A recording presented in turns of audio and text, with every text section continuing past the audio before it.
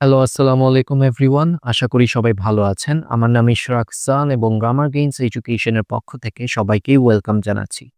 So আজকে আমাদের video topic হচ্ছে আমরা নেগেটিভ সেন্টেন্স থেকে আমরা অ্যাফার্মেটিভ বা পজিটিভ সেন্টেন্সে কিভাবে ট্রান্সফর্ম করব। সো চলুন আমরা শুরু করি। সো এখন আমরা আমাদের স্লাইডসে চলে আসলাম এবং প্রথমে আমরা দেখতে পাচ্ছি এখানে আমরা নেগেটিভ থেকে অ্যাফার্মেটিভ বা পজিটিভ সেন্টেন্সে ট্রান্সফর্ম কিভাবে করব সেটা আমরা শিখে নিব। আমরা প্রিভিয়াস ভিডিওতে শিখেছি কিভাবে আমরা অ্যাফার্মেটিভ সেন্টেন্স থেকে নেগেটিভ সেন্টেন্সে রূপান্তরিত করি। আজকে আমরা শিখব তার অপোজিট। সো আমরা রুল নাম্বার 1-এ চলে যাই। Rule number 1, if don't, doesn't, didn't is present, remove it and use the opposite word.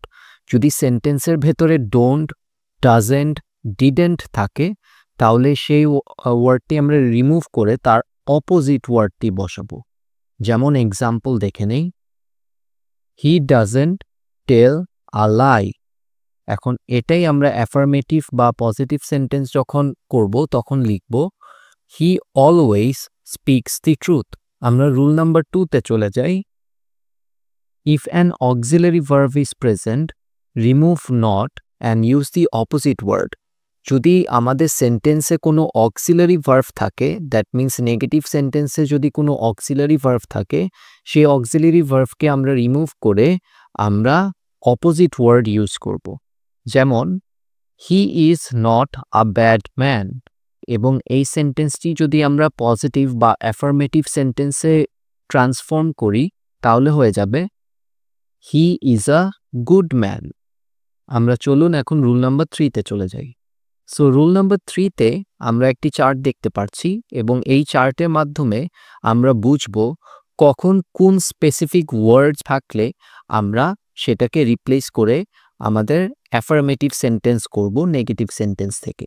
যেমন নেগেটিভ ফর্মে যদি সেন্টেন্সে নেভার থাকে তাহলে অ্যাফার্মেটিভে এই নেভারের পরিবর্তে বসবে অলওয়েজ।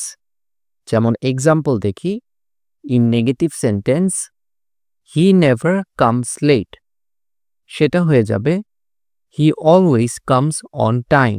এখন আমাদের নেক্সট নেগেটিভ সেন্টেন্সে যদি ক্যান নট বাট অথবা ক্যান নট হেল্প থাকে তাহলে সেটি রিপ্লেস হয়ে বসবে অ্যাফার্মেটিভ সেন্টেন্সে মাস্ট। যেমন এক্সাম্পল দেখি, we can not but respect our parents, সেটি হয়ে যাবে অ্যাফার্মেটিভ সেন্টেন্সে we must respect our parents. থার্ডে যদি আমরা নেগেটিভ সেন্টেন্সে দেয়ার ইজ নো এবং বাট পাই তাহলে সেটি রিপ্লেস হয়ে বসবে এভরি। যেমন এক্সাম্পলটি দেখে নেই, there is no boy but likes football, এবং এটি আমরা অ্যাফার্মেটিভ সেন্টেন্সে বসাবো এভরি বয় লাইকস ফুটবল। নেক্সটে আমাদের নেগেটিভ সেন্টেন্সে যদি none but, nothing but, not more than বসে তাহলে সেই জায়গাতে আমরা অ্যাফার্মেটিভ সেন্টেন্সে বসাবো ওনলি। যেমন এক্সাম্পল দেখি, none but god can help us, only god can help us.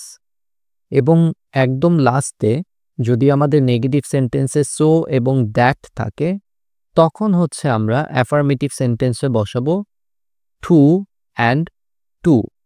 যেমন এক্সাম্পল দেখি, he is so weak that he can not walk, এটি আমরা অ্যাফার্মেটিভ বা পজিটিভ সেন্টেন্সে লিখব he is too weak to walk.